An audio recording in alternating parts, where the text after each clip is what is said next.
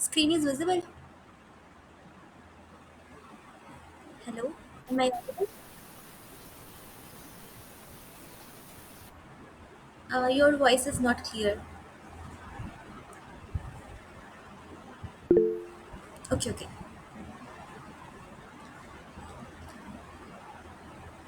Hello, everyone. So this is the uh, week 5 tutorial for the introduction to cell biology course.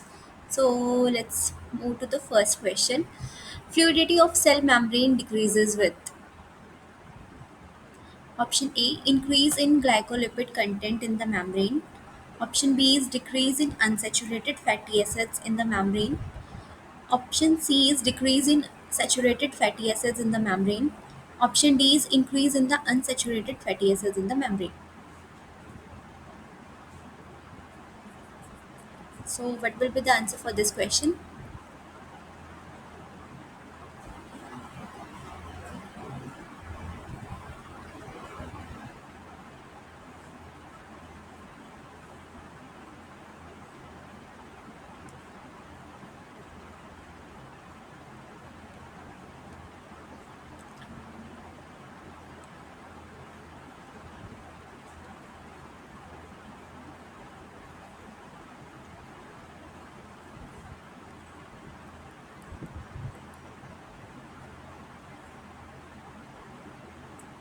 So, the answer for this question is decrease in the unsaturated fatty acids in the membrane.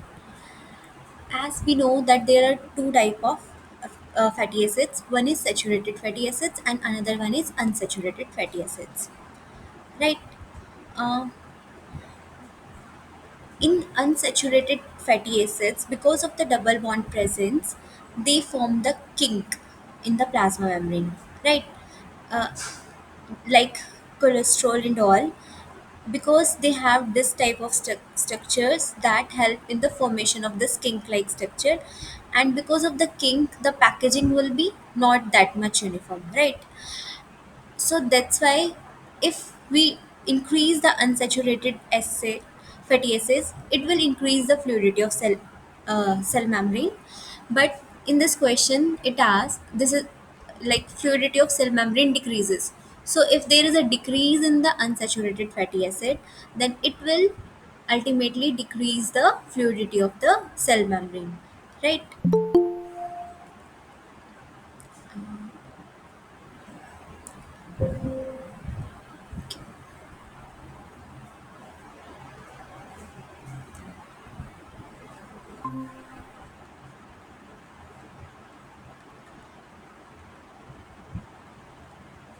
So, because of the presence of this unsaturated fatty acid, like if the unsaturated fatty acid will be more, then it will increase the fluidity of the cell membrane, right? But the question is asking like fluidity of cell membrane decreases with. So, if there is a decrease in the unsaturated fatty acid in the membrane, then it will decrease the fluidity of cell membrane, right? Uh, Hello. yeah. Hello. Uh, Sorry, ma'am. Was just checking my mic. It was not working. okay. Now it's working. Yeah. Now it's all okay.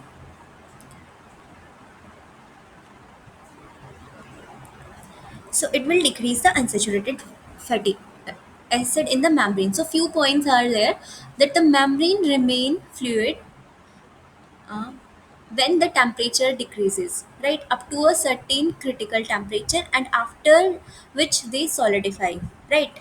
But if we concentrated this membrane with the unsaturated fatty acids or unsaturated hydrocarbon in the phospholipid, so it will longer the membrane stays fluids, right? Like in cold regions there is a very low temperature, right? There maybe that plasma membrane will freeze, like if we'll go there then it will may freeze, but in the plasma membrane who maintain this the fluidity of the plasma membrane, this unsaturated hydrocarbon. So in that animals the unsaturated fatty acid will be more, Ma'am, right? Yeah. ma'am, Yes. ma'am, I'm trying to enter the class from 3 o'clock, but now only I can enter the class. But you Pardon, can you please repeat? Wait. Ma'am, I am trying to enter the class from 3 o'clock, but now only I can enter the class because I will not accept my request. Oh, because my class like always it will be like from 4 to 6 my time schedule, so you can't enter like from 3. Like like Oh, so ma'am, like always like I'll take class from 4 to 6 na.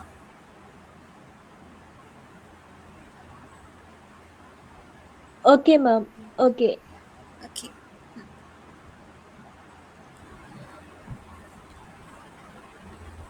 Is there like any schedule like you like how you people know like when will be your class for this quiz and all? Is there any like mail or something? Any? Mm, we get mail from NPTF. Okay. Then in the mail they didn't mention like when will be your that's quiz classes and all. Ma'am, the time was mentioned 3 to 5. 3 to 5. Oh, that's why people are not. Yes, ma'am. Okay. Oh, maybe by mistake they did this, because that's why I see like only two peoples are here. Maybe because of the timing issue.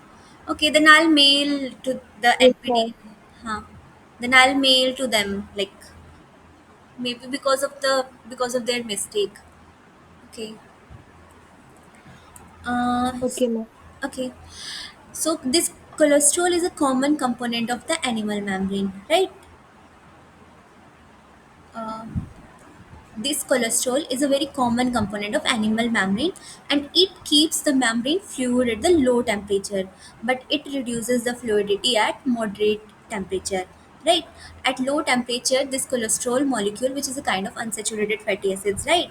It helps to maintain this the membrane fluid at a low temperature, but at moderate temperature it reduces the fluidity, right?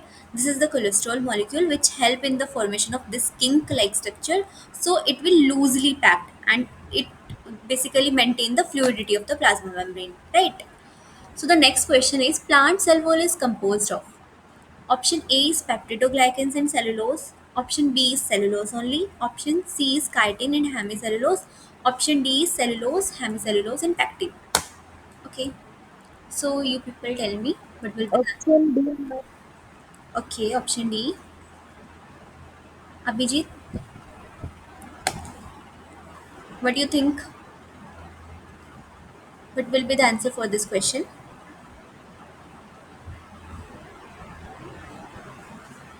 And I have somehow this was not clear. So, yes. Option maybe network issue. It's okay. We'll see. So yeah, you are right. Option D is the correct answer. Cellulose, hemicellulose, and pectin. Right. We know that the plant have a very rigid like structure, this cell wall, right? And what it is made up of, it is made up of basically three type of structure. Main component of the plant cell wall is made up of cellulose. Why this cellulose? Because we know that inside the plants there will be more of water, right? And they have very high turgor pressure because of the water present inside the plants. So they have very high turgor pressure. To resist that turgor pressure, they have a cell wall which is made up of cellulose, and we know that cellulose is a very strong, like very hard structure, right? Made up which is made up of this microfibril like structure, right? And the second component is the hemicellulose and third one is the pectin. So you were right that the option D is the correct answer for this question. Any doubt?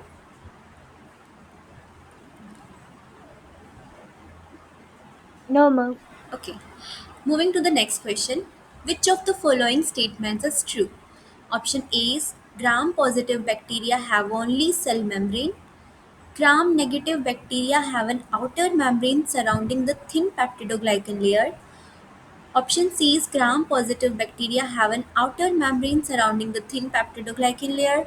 Option D is gram stain is retained by the gram-negative bacteria. Option B, ma'am. Okay, option B.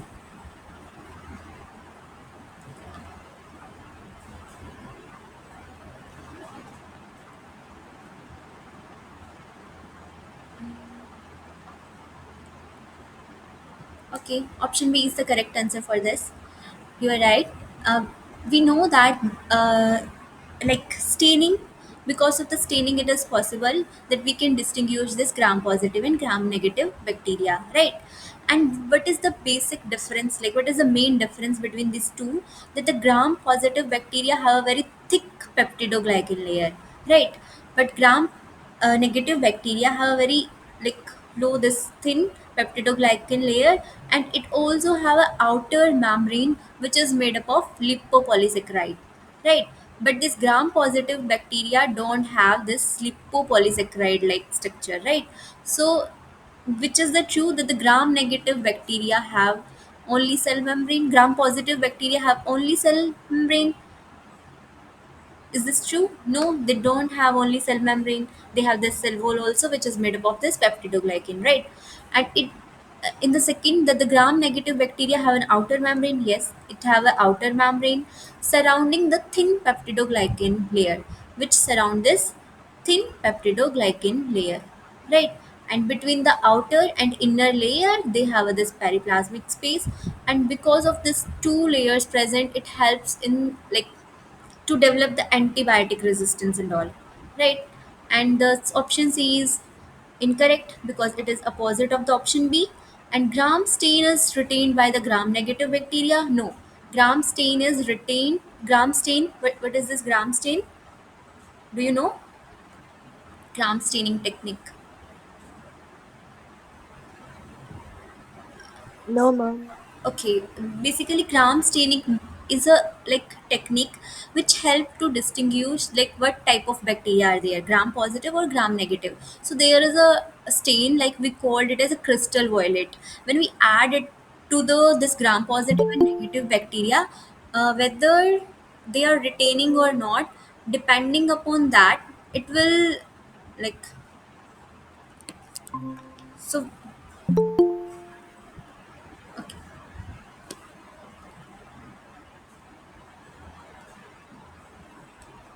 So basically, this gram staining is a technique which help to distinguish this two type of bacteria, right? Whether it is a gram positive bacteria or gram negative bacteria. And how it will distinguish this two type of bacteria? There is a dye, we called it as a crystal violet, right? Crystal violet, purple color. Like, if this, because we know that in case of gram positive bacteria, it have a this thick peptidoglycan layer, right? So that stain will not enter into this, and it is retained by this gram positive bacteria. This, whatever stain will add, it will retain by the gram positive bacteria. But because in that technique, last step is the washing step. After the washing, this gram negative bacteria, it will not retain that stain, but positive bacteria, it will retain that stain because of the presence of this peptidoglycan layer, right? So but in the option D statement, it is mentioned that the gram stain is retained by the gram negative bacteria, but it is false, because as I told you that the gram stain is retained by the gram positive bacteria because of the presence of this thick peptidoglycan layer. So basically this technique is useful for distinguishing this bacteria is because of the presence of this peptidoglycan layer, whether it have a thick or a thin peptidoglycan layer, right? Any doubt?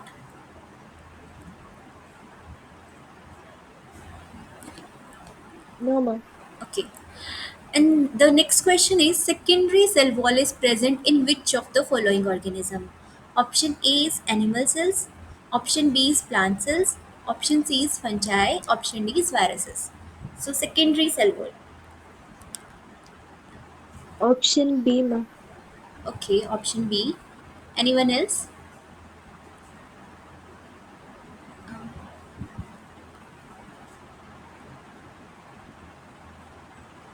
Anyone else want to answer for this question? That the secondary cell wall is present in which of the following organisms?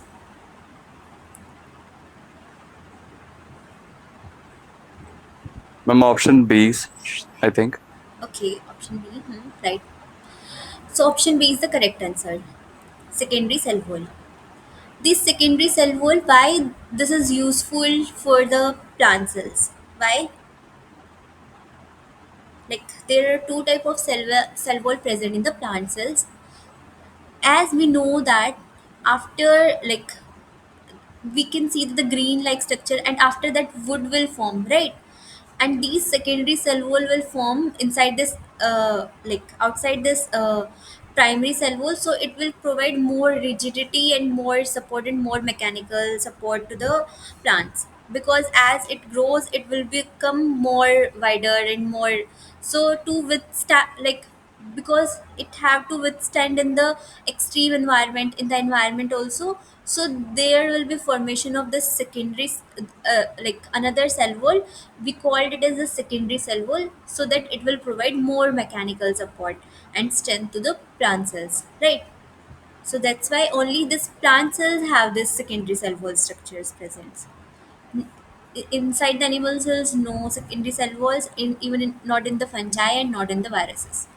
So option B is the correct answer. So next question is, microtubules are made up of. Option A is actin, option B is myosin, option C is alpha and beta tubulin, and option D is lipids. So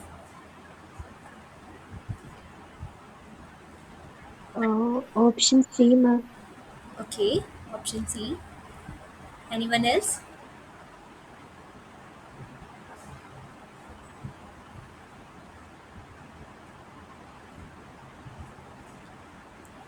Thank you, ma'am. Okay.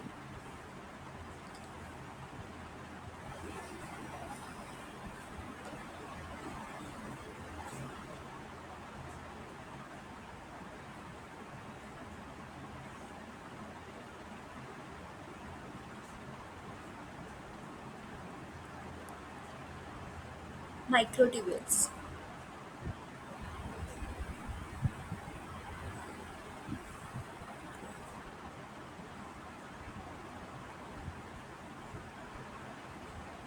Anyone else want to answer for this question?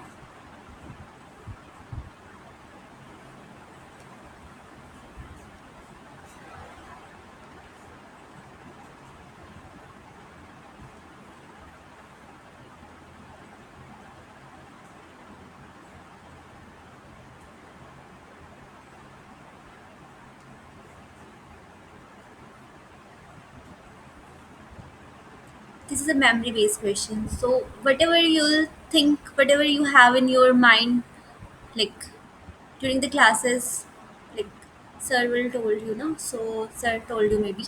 So you people, whatever you think, you can answer me.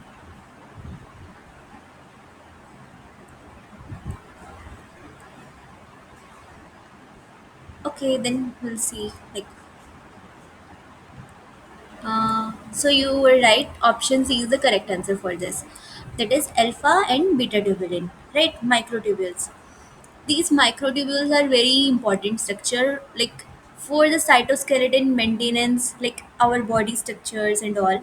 These microtubules are very important structures, and it this is the typical structure of this microtubules, and it have this positive end and this negative end, and these is the alpha and beta tubulin, right? And these tubulin dimers with the GTP bound to the beta tubulin and associate with the growing end. So what is the growing end and what is the, like this positive end and minus end? This is the growing end, in which this alpha and beta tubulin, this is the beta tubulin structure. So this beta tubulin associate with the growing end, and it help in the polymerization. So basically here beta tubulin are adding, right? And it is forming these structures, and here we can see that it is dissociating from the this structure, right? That means this is the polymerization structure and this is the depolymerization structure, right? And it, how it happens, it will require some energy like structure, right? So how it will happen, GTP is hydrolyzed.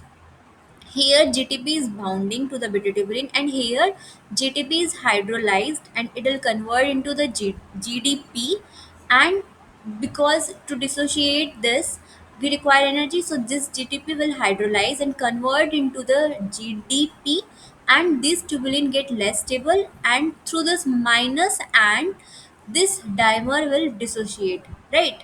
So basically this beta tubulin associate, and here this alpha tubulin will dissociate from there, right?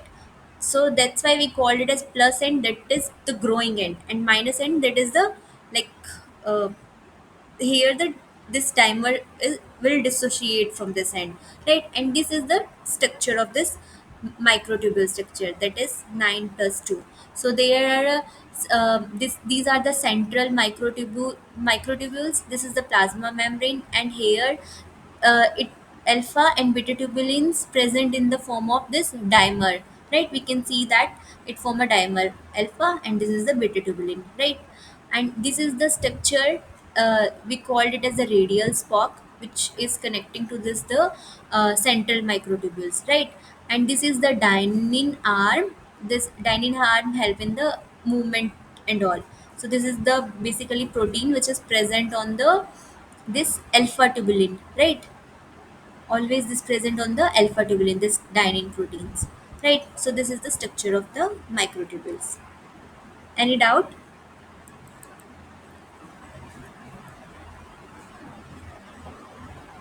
No, ma'am. Okay.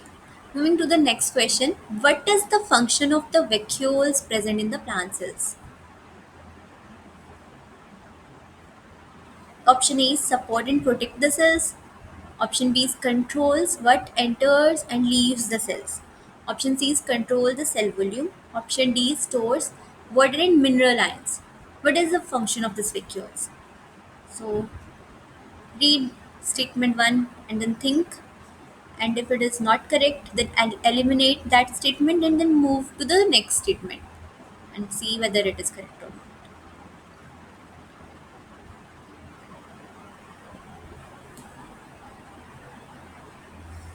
D, ma'am, I think. Option B. Okay, so two of you are saying option D. Anyone else?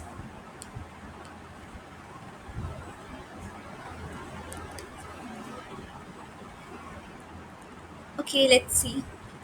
You are right, option D is the correct answer, because the main function of this vacuole, and like even the plant cell, like mainly plant cell, we know that made up of what? Water and minerals ions. Phloem is also present, like, but mainly like all the plant body, as in the first question I mentioned, like they have a very high turgor pressure, and plant have to resist this turgor pressure. That's why they have this cell wall like structure, right? And so the basically that vacuoles also which is present inside the cells, and basically they have only one single big vacuole, and we called it as central vacuole. And the that central vacuole have a cell, this single layer structure, we called it as the tonoplast, right?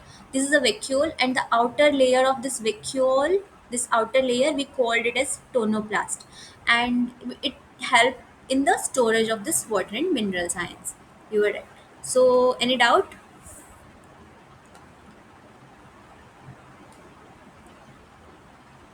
No, ma'am. Okay.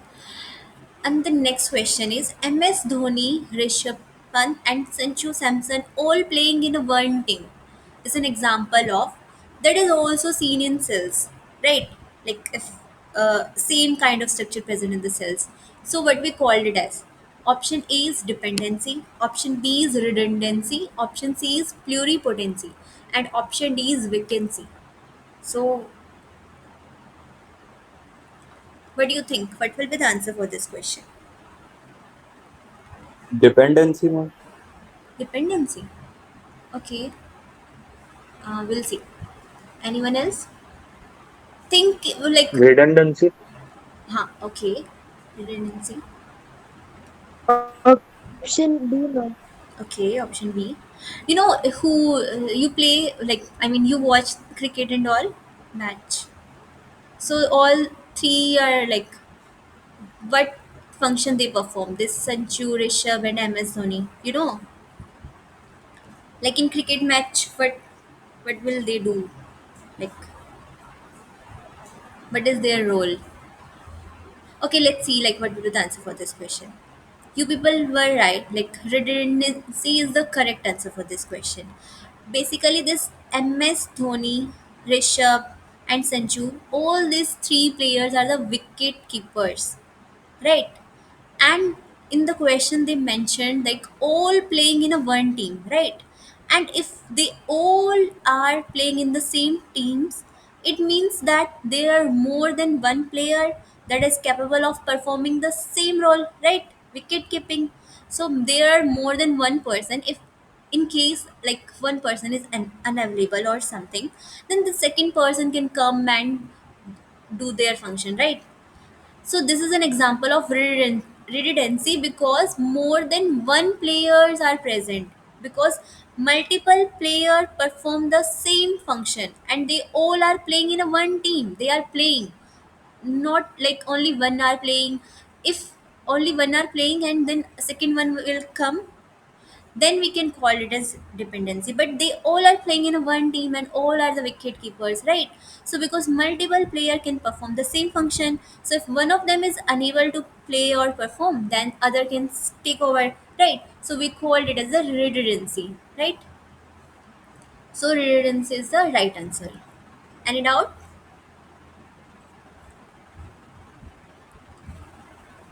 No, ma'am. Okay, so next question is dynamic No, instability. ma'am. Okay, so next question is dynamic instability is an inherent property of. Option A is microtubules, option B is actin, option C is both A and B, option D is none of the above. Dynamic instability. Dynamic. So, what will be the answer for this question?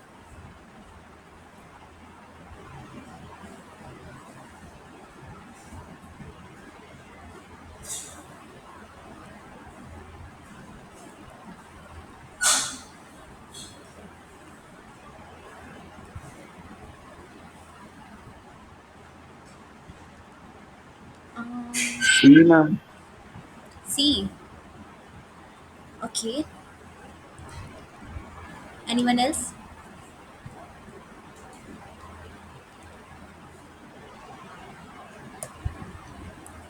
Think like dynamic instability. Mm,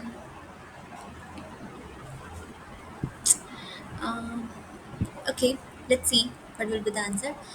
Microtubules is the answer. Dynamic instability means which is not stable at all, right? Dynamic means which is moving, like growing, like as I told in the previous slide, in the microtubule structures there's a plus end, there is a minus end, right? And it is not stable at all. It is growing at the one end and in the another end same time it is like showing the catastrophic event, right? Because that through the minus end it is dissociating, right? So we called it as the dynamic instability. So it will show by this microtubules, but actin will not show. Actin will not show this dynamic instability like structure, right? Okay, sorry.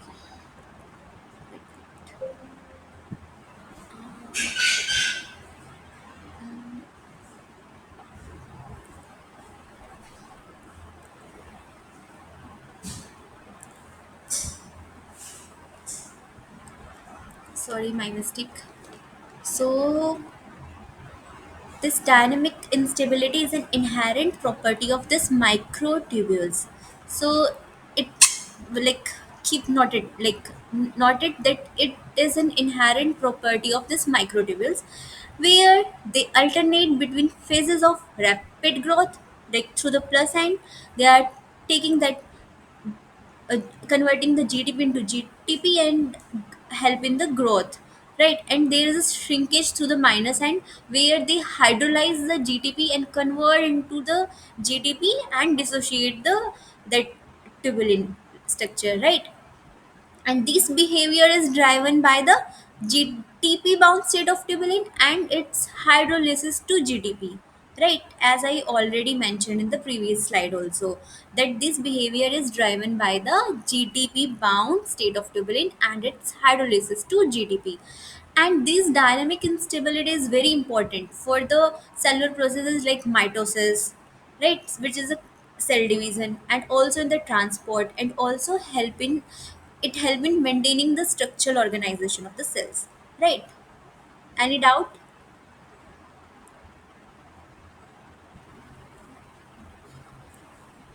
Anyone have any question?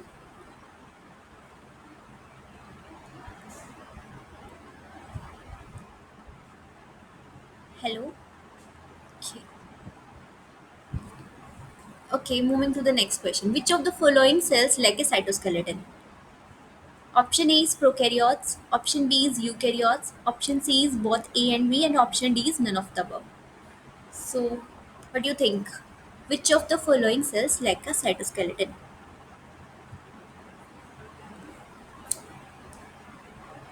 Ma'am, I think prokaryotes.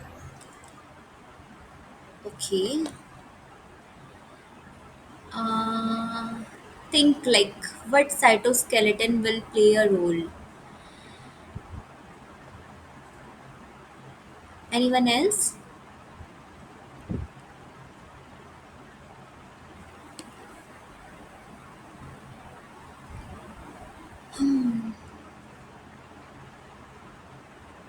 Okay, tell me like what is the function of the cytoskeleton? Like what they play a role in our body? Cytoskeleton basically. Anyone wants to answer for this question? Structural integrity of a Anyone? cell. Right, structural integrity of the cells. So prokaryotes have a cell, right? And it have a proper cell, right, shape, and it also have to maintain. So what do you think? Whether it will be present inside the prokaryotes or not?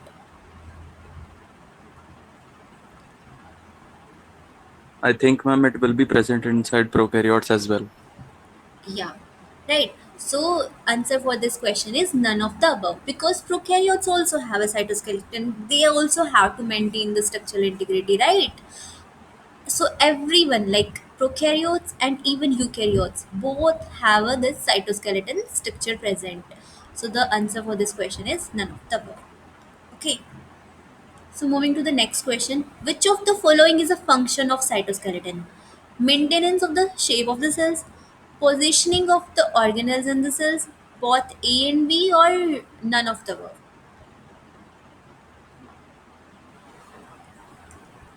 C, ma'am.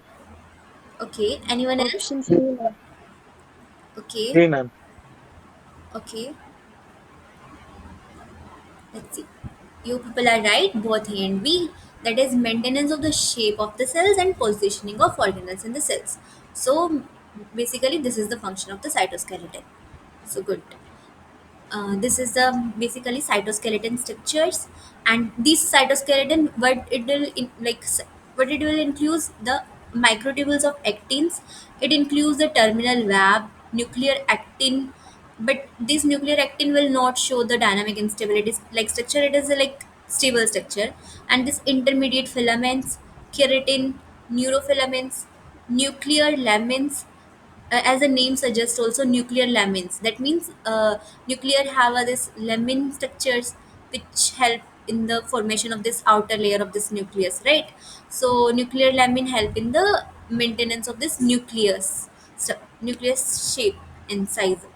So microtubules, and we know that the microtubules is the main component of the cytoskeleton, which is made up of alpha and beta tubulin, right? And these microtubules like basically form the centrioles, basal body, cilia, and flagella. So these all will include inside this cytoskeleton, and but it play a role. It help in the maintenance of the shape of the cells, like all the cells in our body, like each and every cells in our body is maintained by the cytoskeleton, right? Even in the bacteria also, and even in the us also. So it help in the maintenance of the shape of the cells and help in the positioning of the organelles in the cells. Otherwise will not survive without the cytoskeleton, right? So next question is, which of the following is not the function of plasma membrane? A is intercellular interactions. Option B is responding to external stimuli. Option C is energy transduction. Option D is assisting in chromosome segregation. So, what do you think? D, ma'am. D. Okay. Anyone else?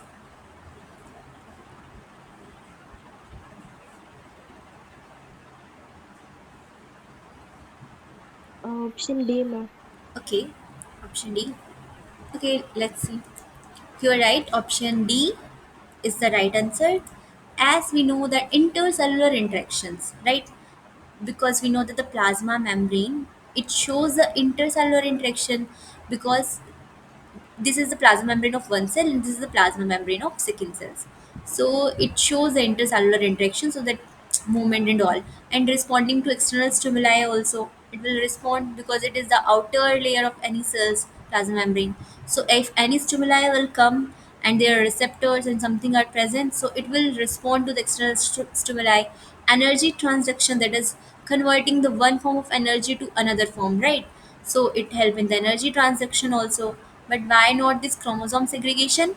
As we know that the chromosome segregation means chromosome, they are chromosomes, so you people know na what are chromosomes. The packed structure of DNA, ma'am. Yeah, chromosome, yeah, packed structure of DNA. So because we know that two homologous chromosomes are there, like one from the mother and one from the father will come. So if in a cell like 2n cell is there and it have to divide, so it convert into the n, so chromosome have to segregate, right? So it is the process which happen during the cell division, that is mitosis, that is separating this two, even this homologous chromosome also. In case of meiosis, the sister chromatid also will separate, right? And we call this process as a chromosome segregation. So during the division, that is mitosis, and this is meiosis, which is called as reductional division, is managed by the mitotic spindles. So, who assist this chromosome segregation? This mitotic spindle. And this mitotic spindle is a thread like structure, right? And this thread like structure, this mitotic spindle, it is form of what kind of structure? Microtubules. And this microtubule is a component of the cytoskeleton, and these all process will take place inside the nucleus. We know that the chromosome or DNA are present inside the nucleus, right? And here they are asking not plasma membrane function, right? But these all process occur inside the nucleus, uh, or in the cytoplasm during the mitosis. As we know that in case of mitosis, it happens in the cytoplasm without a nuclear envelope during division. So the plasma membrane, we know that it is located outside the cell exterior, so it will not play a role in organizing or moving the chromosome.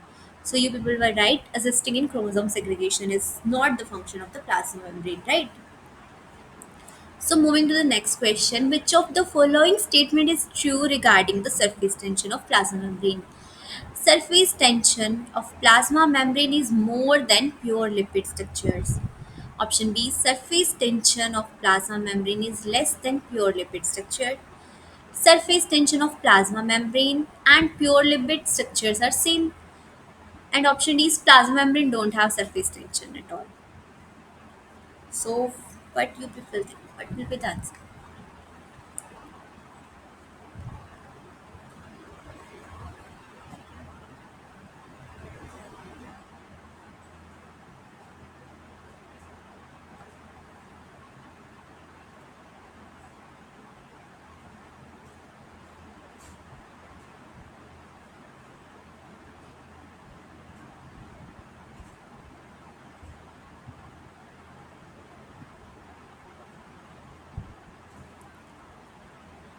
What will be the answer for this question?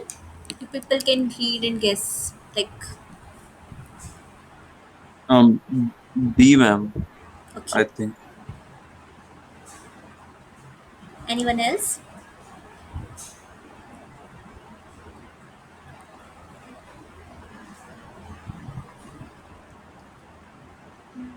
A. A. Okay. Anyone else?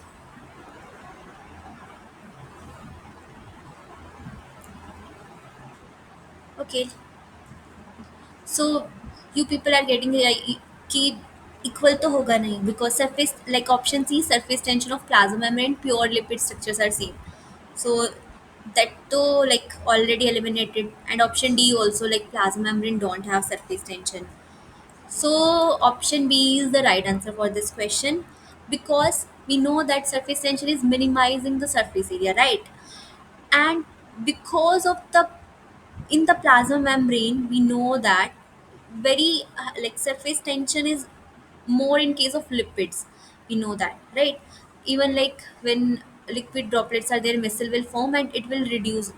Like you people read about the missile and all. Missile, um, have you heard about the missile immersion? Yes, ma'am. Missile formation and all. Right. And during that, like whenever liquid droplets are there, it tried to minimize the surface area, right? And it will show the very minimum surface area, right?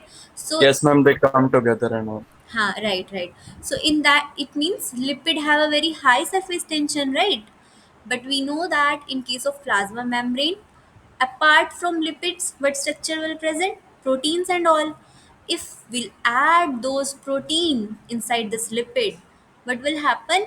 It reduces the surface tension, right? Because like earlier, like this is a pure lipid and these have a lipid as well as some proteins are present, right? So it shows the very minimum surface area because of the forces equally present, and it will try to minimize the surface area.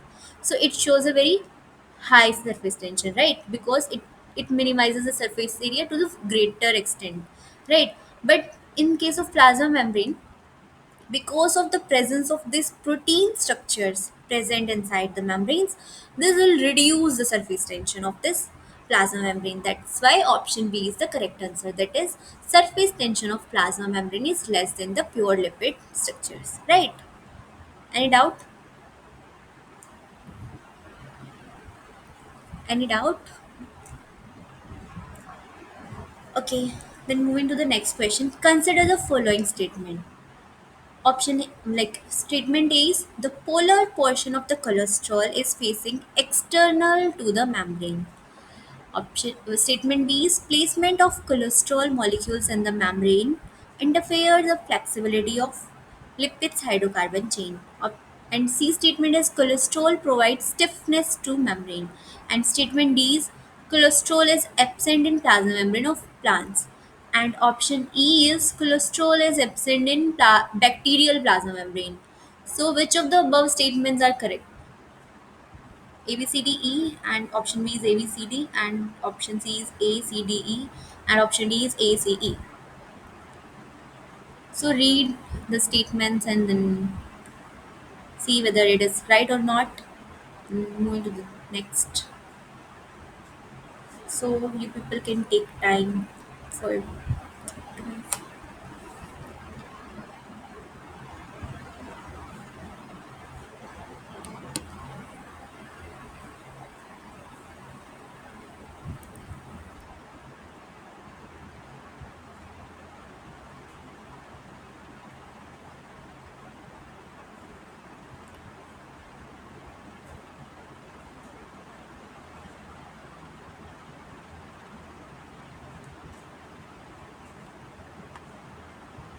Ma'am, option B. Okay.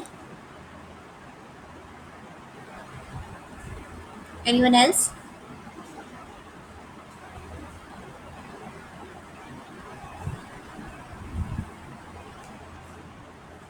Anyone else want to answer for this question?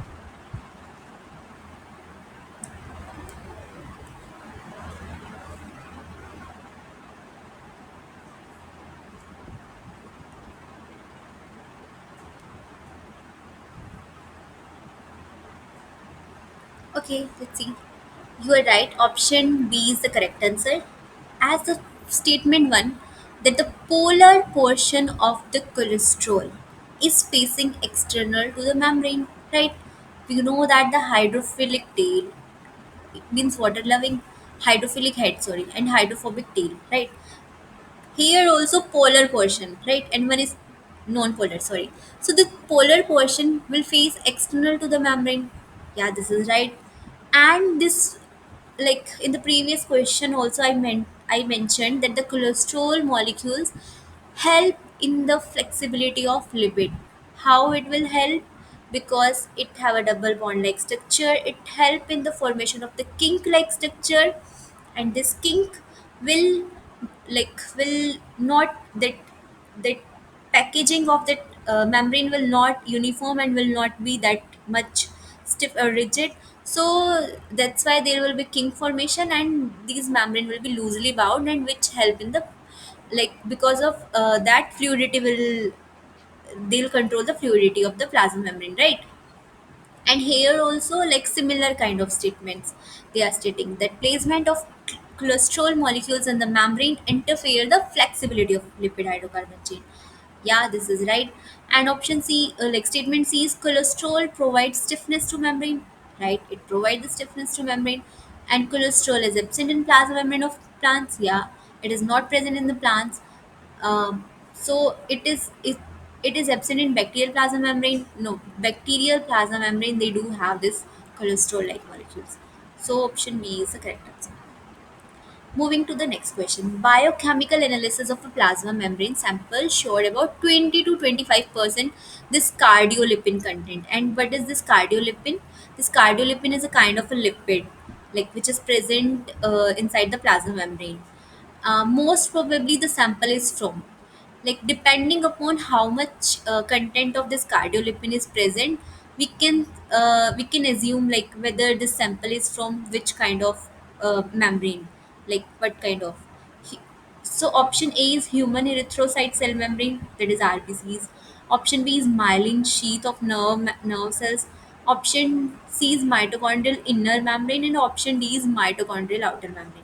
This is a purely memory based questions. So if it's okay if you people are unable to solve this, because it's purely a memory, like memory based. But you can think, like anyone wants to answer for this question.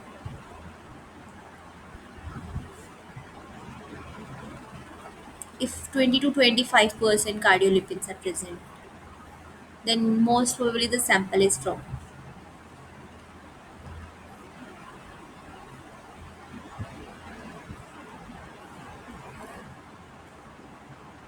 Ma'am, A. A, okay. Erythrocytes. Anyone else?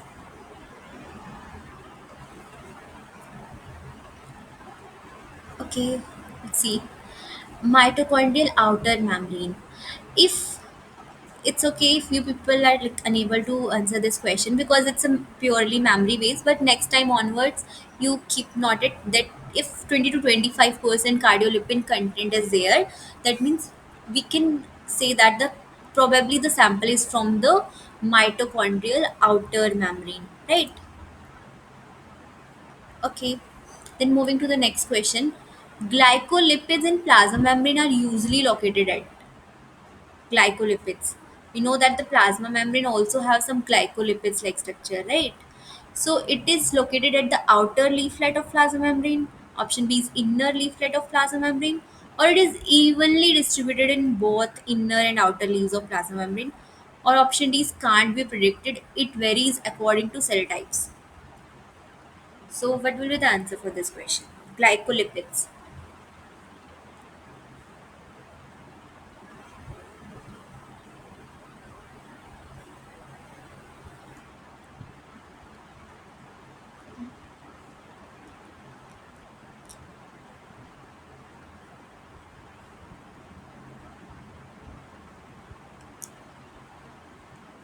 Inner leaflet of plasma membrane, B option.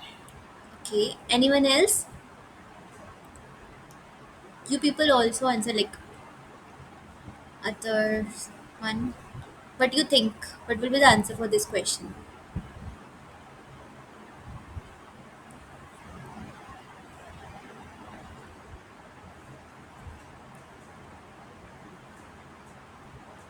Outer leaflet of the plasma membrane. So this glycolipid are like structure. This is the membrane, This is the outside and this is the inner leaf flat. And normally this glycolipid is present this outer leaf flat of plasma membrane. Here this we can see now that some modifications and all will be there, and it help in various functions, signal transduction and all, and other things. So basically it is present outer leaflet of plasma membrane. Okay. Next is, which of the following events in biological membrane would not be energetically favorable and therefore not occur spontaneously? Like which is not energetically favorable, right? Option A is the rotation of membrane protein. Option B is the rotation of phospholipids. Option C is the lateral movement of phospholipids. And option D is flip flop of phospholipid to the opposite leaflet. So what do you think, what will be the answer for this question, which is not energetically favorable, like don't require any, you know, and therefore not occur spontaneously also, like it's a very rare movement in the plasma membrane. Option D. Okay, option B. Anyone else?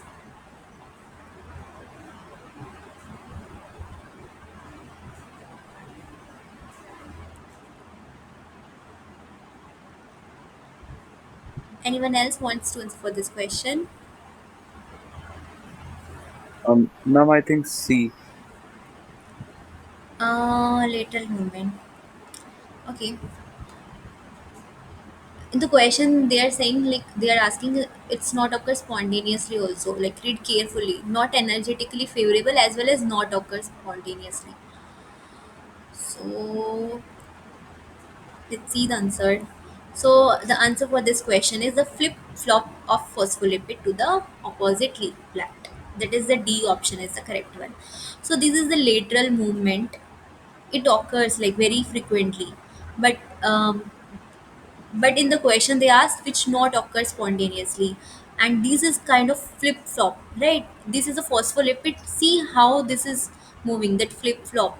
It basically with the help of flippase and floppase, it this rare event occurs.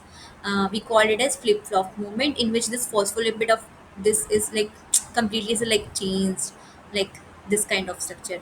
It is very rare inside the plasma membrane, but the lateral movement is very frequent.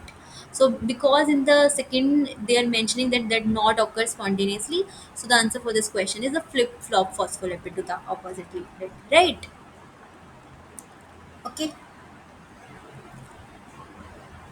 Okay, moving to the next question. Enzymes such as desaturase, phospholipase, acetyl transferase, you have you ever heard about this enzyme? Like these three enzymes are very essential to maintain the integrity of the plasma membrane, right? uh, to maintain this, these are the main enzymes, these three enzymes which help in maintaining the integrity of plasma membrane. So these enzymes are involved in what? Option A is maintaining the bilayer nature, like how it maintaining the integrity basically. Why maintaining the bilayer nature of membrane? Option B is maintaining the semi-permeability of membrane. Option C is by maintaining the fluidity of membrane. And option D is by maintaining the position of transmembrane proteins in the membrane. So what do you think? What will be the answer for this question? How these enzymes help? How these enzymes maintain the integrity of plasma membrane? By which processes? Like how this involve these enzymes?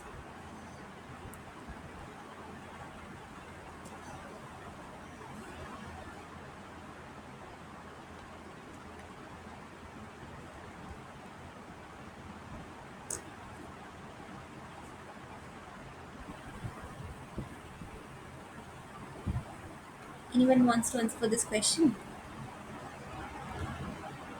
How it helps? How it maintains?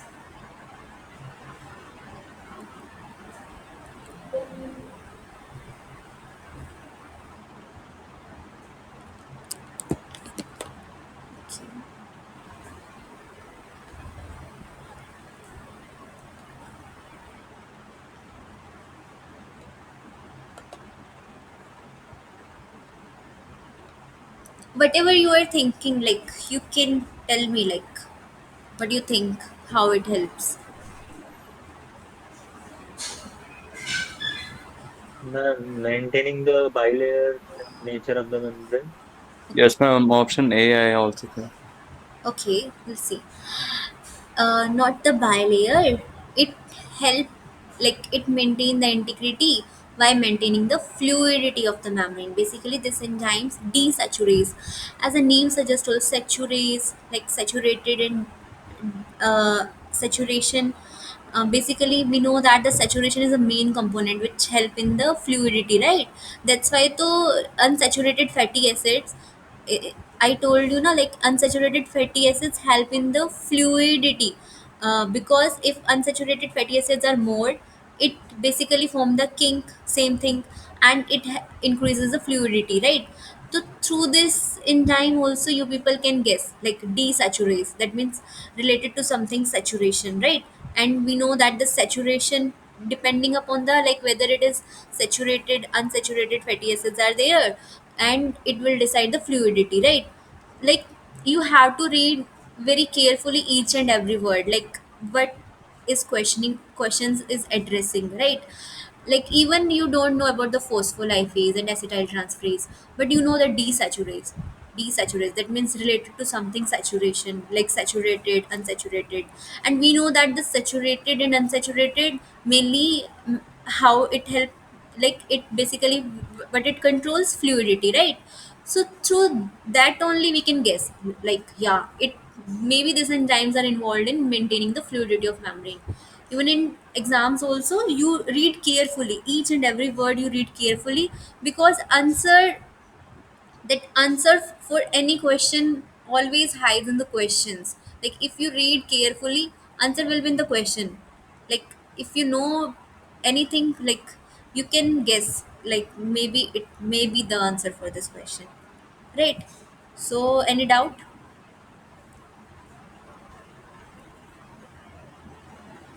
Okay. Moving to the next question, the best method to study the properties of integral membrane protein in the plasma membrane is, like if you want to study the integral membrane proteins properties, so how we can study integral, what are the integral proteins? Anyone?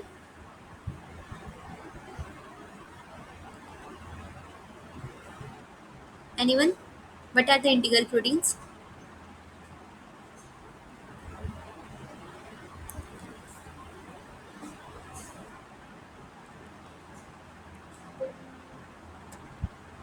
Shruth, Abhijit, or Sudipta Aishwarya? Anyone? Like what are this? You know what are integral membrane proteins? The proteins which No, ma'am. are, okay, integral, we know external proteins, like which is present. No, ma'am. Okay, okay. So, like different type of proteins are present depending upon the location, like external proteins, internal proteins, and integral proteins. As the name suggests, external proteins, that means which is present external side of the plasma membrane, like outer side, right? Internal, inner side, and integral means which are embedded inside the plasma membrane, like that, which is embedded, like this is the outer layer of plasma and this is the inner layer of plasma membrane, and this is phospholipid, this is hydrophobic tail, and this is hydrophilic head. Here also hydrophobic, hydrophilic head and hydrophobic tail, and these is the integral protein which span around the plasma membrane, right? Like which is basically embedded inside the plasma membrane, and we called it as integral proteins, right? So if we want to study the properties of this integral proteins, right, properly integral proteins, so what technique we'll use? What do you think, what will use? Option A is cryosectioning and electron microscopy, and option B is freeze fracture analysis and electron microscopy, and option C is atomic force microscopy, and option D is all of these methods. So how will study the properties of this integral membrane proteins? Ma'am, option B, freeze fracture. Okay, anyone else?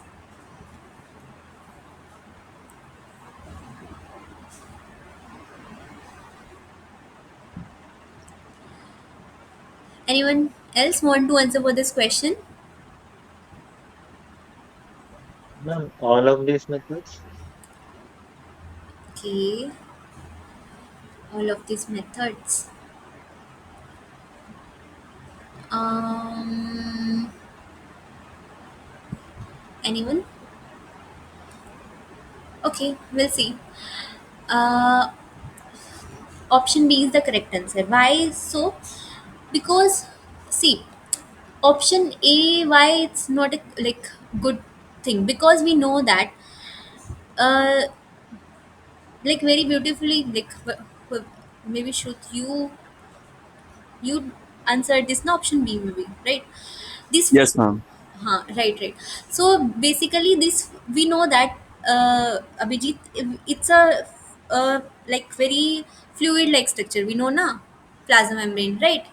So if you want to study the integral membrane proteins, so first we want to very in we first for that we have a very intact structure, right? And we know that plasma membrane have a fluid like structure, right? So for that we have to first freeze, otherwise it will go here and there, and basically it will rupture, right? Basically it will rupture the cells only. So cryosectioning, if we'll do, then it will disrupt the structure of integral proteins only, right? It will be not possible. Electron microscopy followed by the we can do, but first the best method to study the properties of integral membrane proteins thing, because integral proteins we know that which is embedded inside the plasma membrane, and we know that the plasma membrane is not a like solid like structure, right?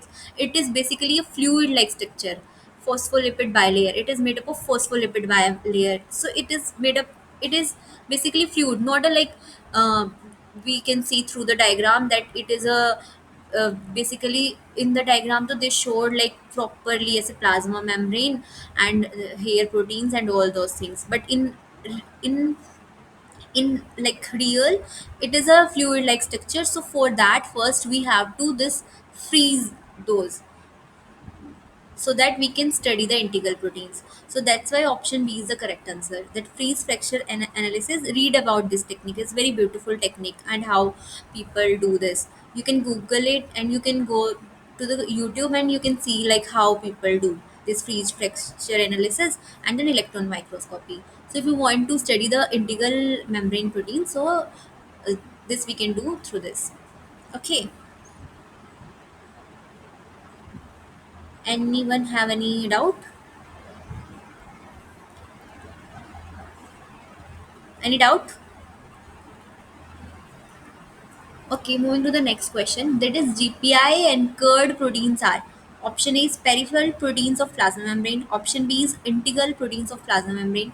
Option C is protein which randomly bind to the lipids of plasma membrane. And option D is proteins which binds to ion gated channel in the plasma membrane. So what are these GPI and curd proteins? It is also a memory based question, so it's fine. If you people know, you people can answer. GPI and curd proteins are.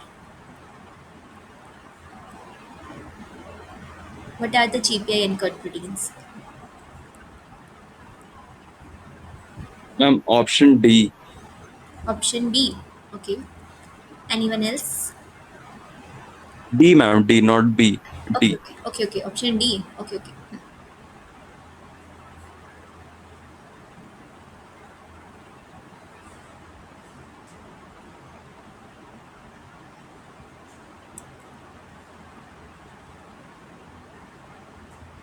Ma'am, I'm sorry, but GPI is another form of integral membrane protein, so the option is B actually.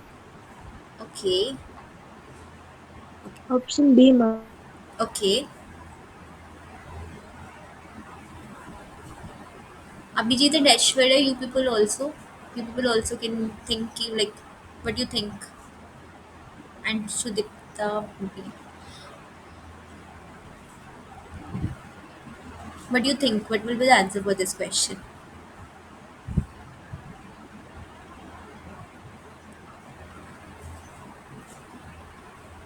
Okay, let's see. GPI encoded proteins are the peripheral proteins, not this integral proteins. These are the peripheral glycolipid base. So it is mainly present outside. So it is a peripheral proteins of plasma membrane.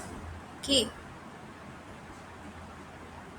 anchored proteins, like which is basically present outside, मतलब anchor just. So it is a like memory based question. So it's fine. Like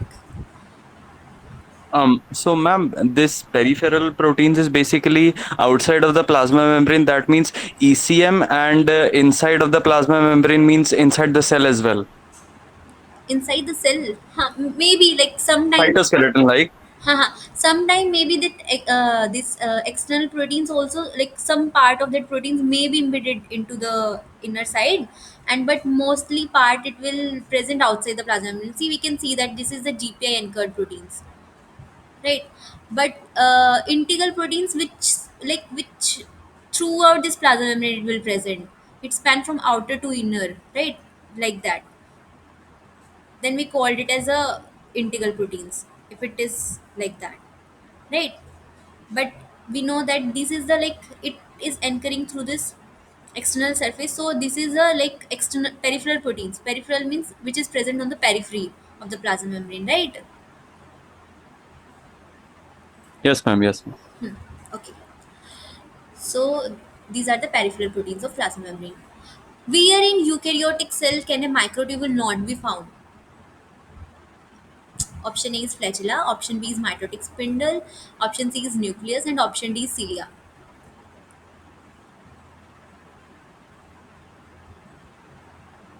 Where? Nucleus. Okay, think microtubule not be found.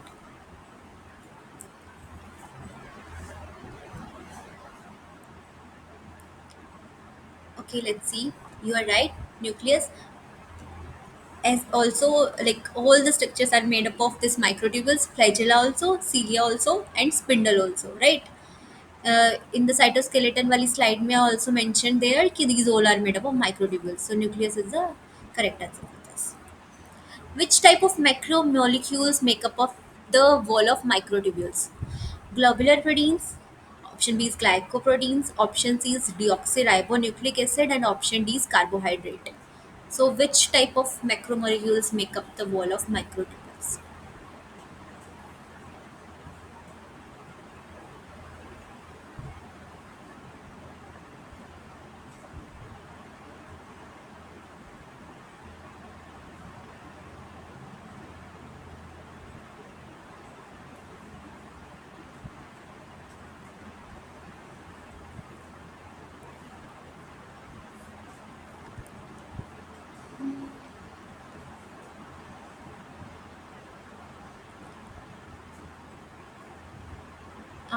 Basically, alpha tubulin and beta tubulin. What kind of proteins? Like, what are they made up of? Like,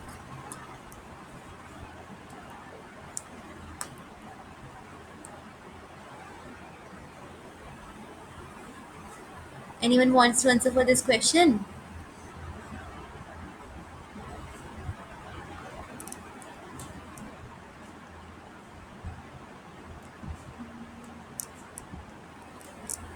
Okay, globular proteins.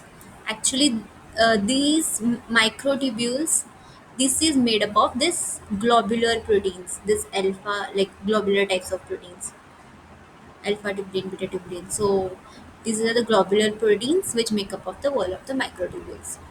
So, Ma'am, what is the difference between globular and glycoprotein, basically? globular protein, like glycoproteins, as the name suggests, glycoproteins, like it have a this proteins based structures and plus glyco like carbohydrate content also there, right? And globular proteins are a different kind of proteins, not how can I differentiate, like it's have a carbohydrate and proteins content, but globular proteins are made up of only proteins, mostly made up of proteins content, right? But here glycoproteins mostly which have a like in the structure of that proteins amino acids are there, like basically this is the peptide sequence UNH, and here like glycoparts are also present, that carbohydrate moiety is also present, right? But it is purely based of this proteins like structures, no that moiety will attach. So globular protein will be the answer for this question. Are you getting? Yes, ma'am. But ma'am, microtubules are basically readily degrading and making in itself. So globular proteins are much more stable in that. So breaking microtubules is basically much more energy consuming. mm, Energy consuming, uh basically. Ma'am, as microtubules are degrading and making positive end and a negative end. Yeah, yeah. So, ma'am, as at the negative end, which is a degrading end of the microtubule, so it is much more energy consuming or not, basically. Actually that unit like alpha tubulin and this beta tubulin, right? We want like particular, like we want integrity of the membrane or of the cells and all in our whole body, like all the cytoskeleton made up of this, right? Purely based on this, right? So these basically alpha tubulin and beta tubulin, not the bond between these two or the dimer or this thing, these macromolecule like these globular proteins. And basically at the negative end, like energy consuming, you're right, because they have to dissociate and this alpha tubulin will go, like, because in the positive end beta tubulin mostly will add faster. hmm, yeah, I'll think about this and then we'll let you know. It is Okay, ma'am. Okay, okay. okay. So, moving to the next question, all the protofilaments of a microtubules have the same. What same? Option A is polarity, option B is pH, option C is fluorescence, and option D is torque. All the protofilaments are the same.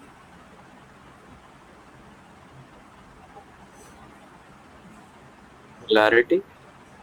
Okay. Yeah, you're right. Polarity is the right answer. They have a same polarity. Like there is no role of pH, fluorescence, and torque and all. Torque is a force, and fluorescence is a property, and pH is like pH, which basically decide acid basicity. So polarity is the right answer. That all have a same polarity.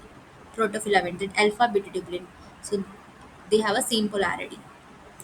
So smallest microtubular proteins are the very smallest. So option A is dynein, option B is niacin, option C is thymine, and option D is kinesin. This is also a memory based question, but sometime in the competitive exam it will come, so that's why I put it. The smallest microtubular proteins are.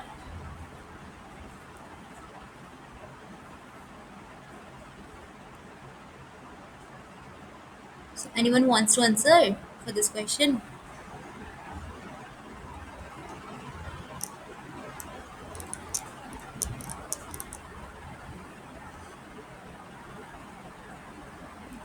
Okay, let's see. Kinesin is the right answer. The smallest microtubular motor proteins is the kinesin. Okay, so this is the kinesin like structure. So it uh, and the dynein, so we know that, which is basically attached to the alpha tubulin. And so this one is the kinesin, which is very smallest microtubule motor proteins. This last question. Alpha tubulin subunit terminate the plus end of microtubule. That alpha, there is a plus end and this is the minus end. So it is saying that the alpha subunit terminate, like last stating, it is in present in the plus end. So whether it is true statement or a false statement,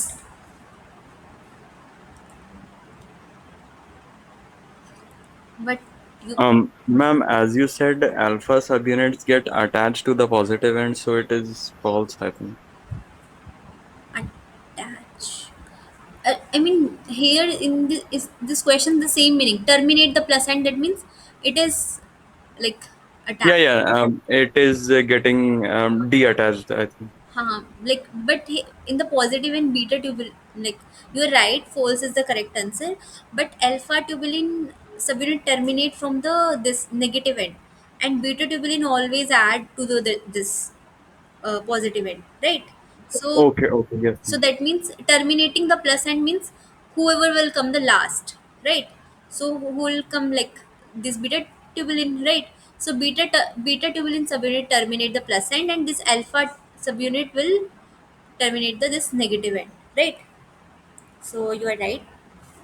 So this is the structure as already mentioned. So this is the beta tubulin, and we know that this is the positive end. It terminates the positive end, and this is the negative end. So alpha tubulin will, and this is the event, catastrophic event, that is depolymerization, and rescue means polymerization. So whether it is converting GTP into GDP or GDP into GTP, so depending upon that, it is polymerizing and depolymerizing. This is the process, the depolymerization, and how it will happen. Depolymerization, it will take energy in the form of GTP and hydrolyze into the GDP and depolymerize the structure, right? And so that it will shrink the microtubule. So this is the shrinkage, means shortens the microtubules, right? And between those between those stages, that is shrinking and growing, one is the this stable paused microtubule, which is neither polymerizing nor depolymerizing, right? But it is a very dynamic instability event, as we know. It will happen like regularly on the regular basis, like not a, it is not a stable structure, and this is the growing microtubules. Here this tubulin will come and bind, and it is polymerizing. So basically it is adding something, right? It is adding, so it is increasing this height, right? That means that it is a growing microtubules, right? So this is all. Any doubt? This is all for today's class. Any doubt? Anyone?